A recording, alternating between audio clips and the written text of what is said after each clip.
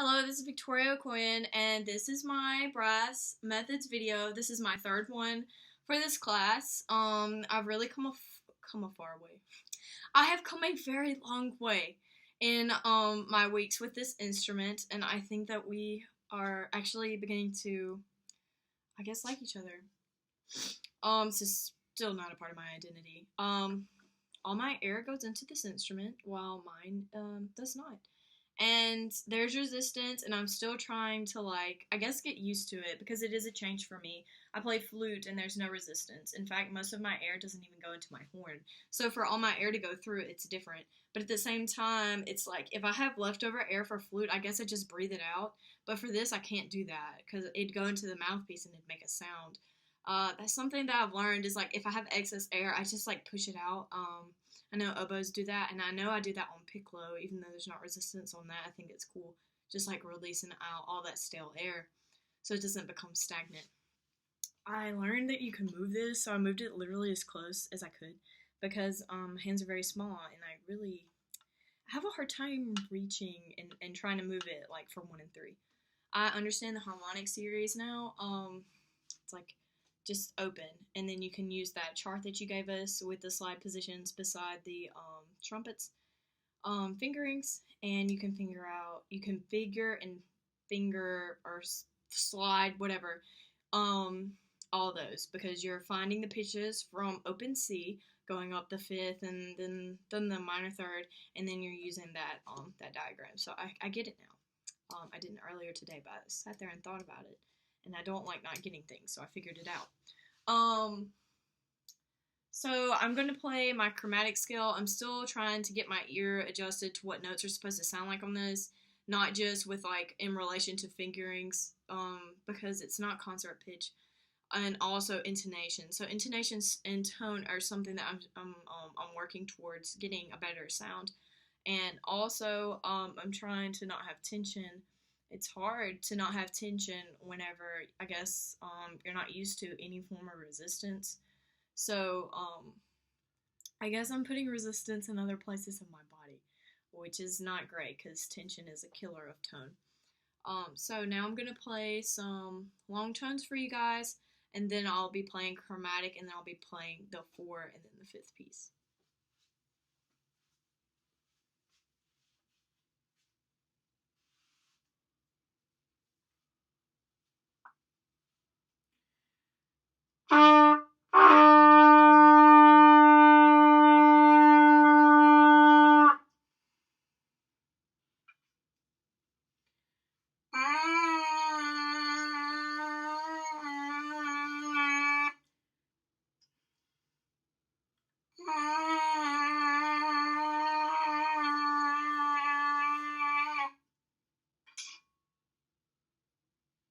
Okay, I'm just going to get a relationship.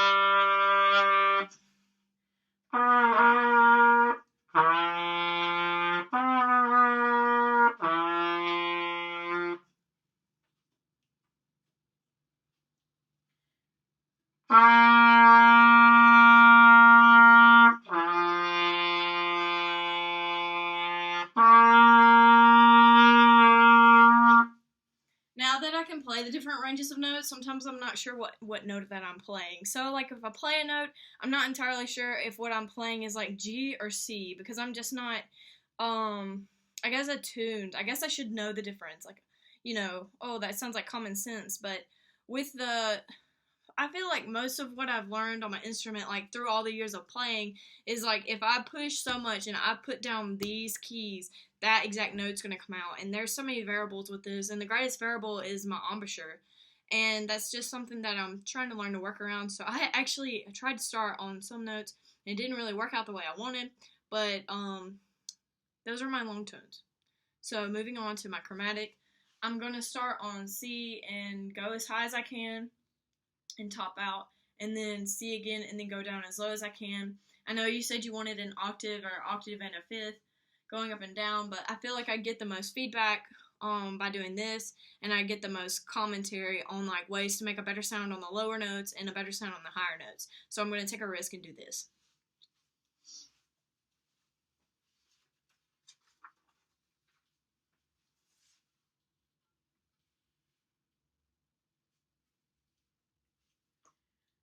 I'm actually going to go down now.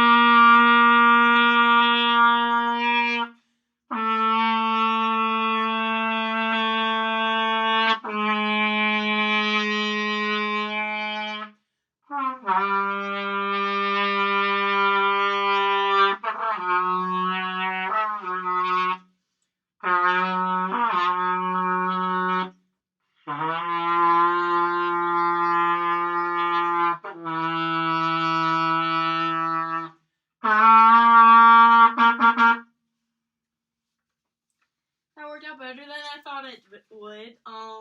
So now I'm gonna play my pieces for you. I'm gonna start with one step at a time.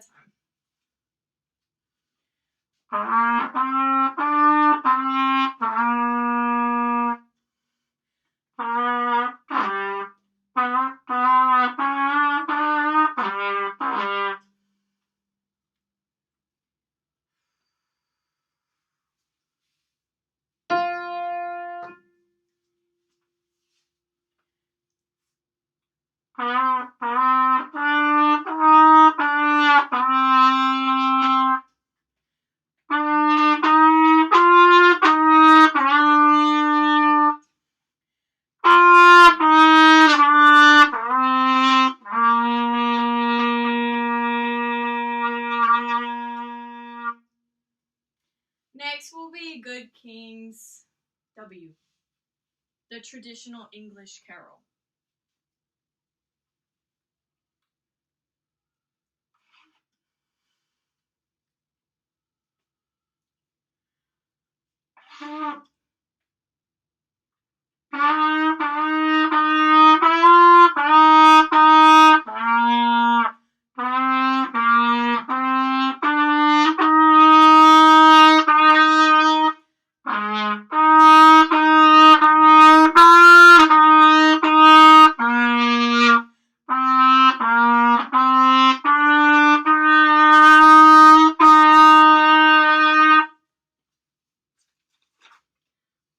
Also, I'm gonna talk for a minute because I can't feel my face. It's weird. I don't think I have white rings. I don't. It's just really red. I guess that's normal. I think I gotta overthink things whenever it comes to my sound, because I want it to sound like concert pitch, like on my instrument. Like I want a C to sound like a C.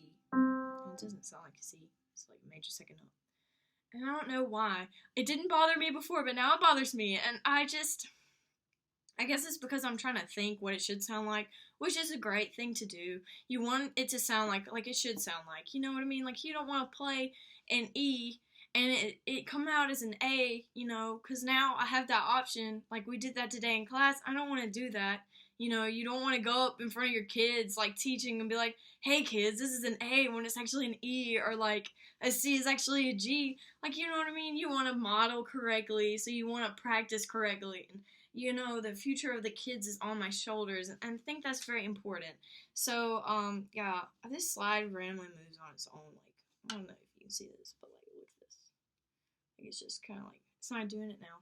But it was, like, out to here when I picked it up to start talking to you. Yeah, so that's an interesting thing. Also, like, condensation comes out of here, and I think that's pretty interesting.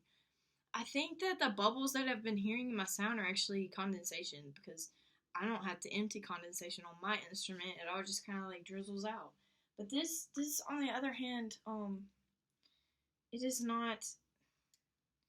It is voluntarily emptied, and that's something that I'm learning to do, is to voluntarily look, because mine just drizzles out on its own.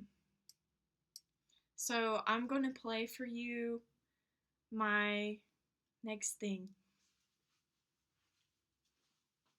Right now, I'm going to be playing Perfect Fourths. It's Tied and True number 31.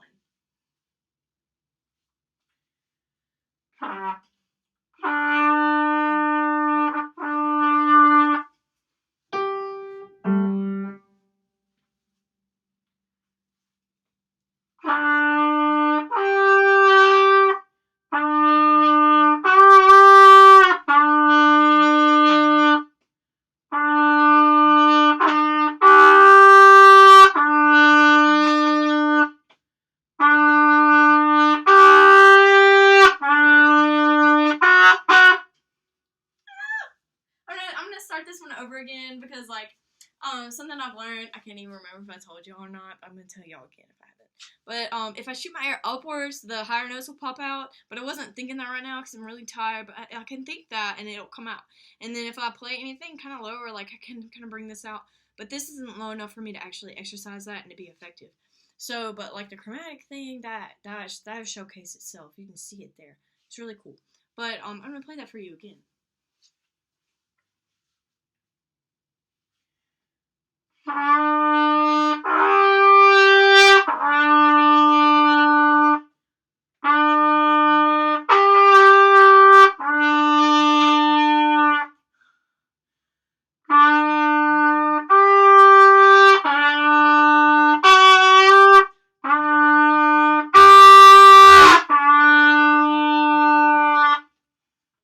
And then I just lost control because I'm really, really tired, and that's why.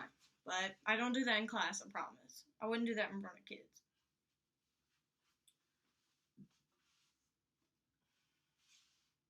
Next is Jolly Old St. Nicholas, because by the time it's Christmas, I won't have to be worrying about school. Well, hopefully, hopefully.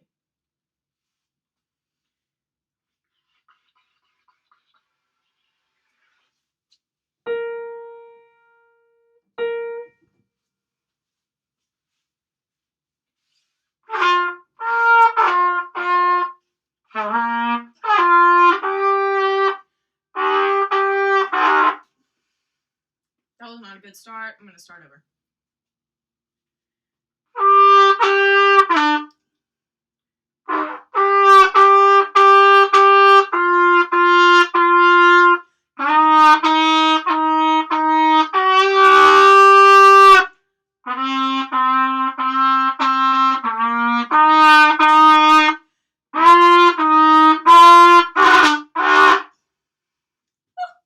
Okay.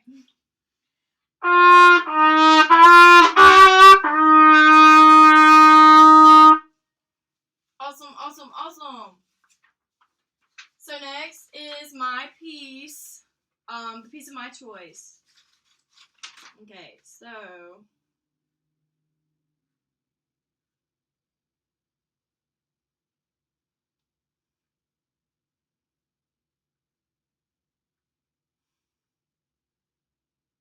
okay. Hopefully I can execute this. My face is like super tired.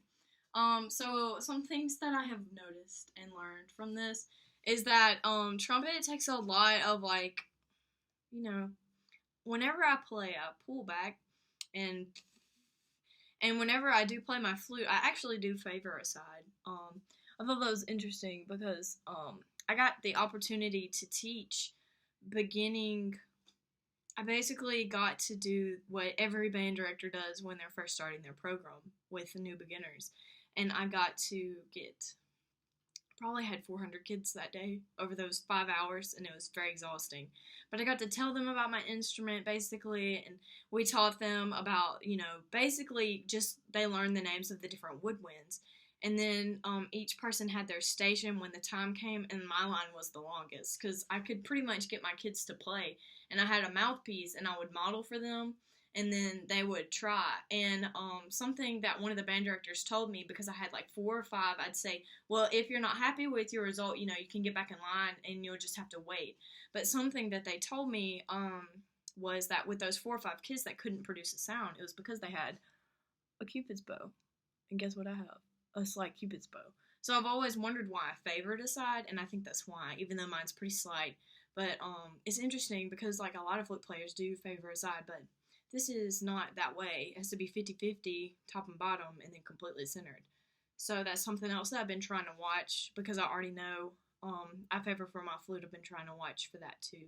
But sadly, this is only a side view, so I've been watching myself in a mirror, but y'all won't get to see me like front on. But anyways, I can feel my lips again. So I'm going to play my last song, Twinkle Twinkle Little Star. Oh, anyway, piccolo and trumpet use a lot of muscles. Basically, I'm exhausted after today of playing for 2 hours with them, playing flute choir, concert. Oh, no, I'm in symphonic band. All this, I've been playing all day. So hopefully this will be my last thing for you guys.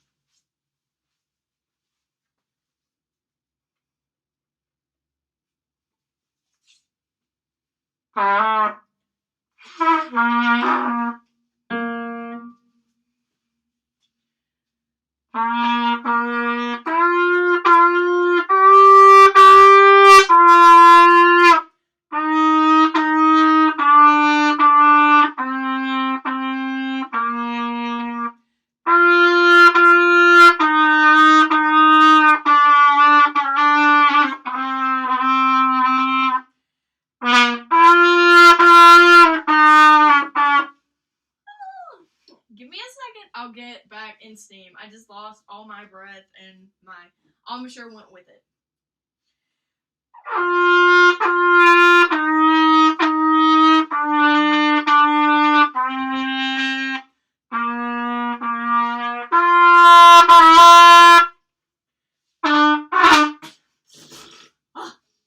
Okay.